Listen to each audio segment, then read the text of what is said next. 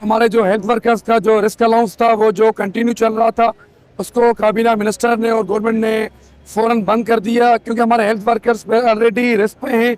ना कि वो कोविड में काम करते हैं, वो फ्लड में भी काम कर रहे हैं, हॉस्पिटल में जो बीमारियां हैं उनको फेसेस कर रहे हैं।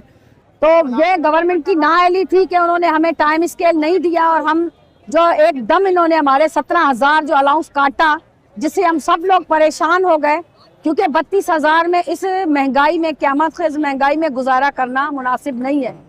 हम बच्चों को अच्छे स्कूल में नहीं पढ़ा सकते, अच्छी तालीम नहीं दे सकते, हम उनका हेल्थ का बड़ा कोई मसला हो हम उनका इलाज नहीं करवा सकते। सरकारी हॉस्पिटल में कुछ भी नहीं मिल रहा, हम मिल रहे, डॉक्टर मिल रहा है जो कि मैडम अजरा के बकौल हम बाजार से मिलते हैं।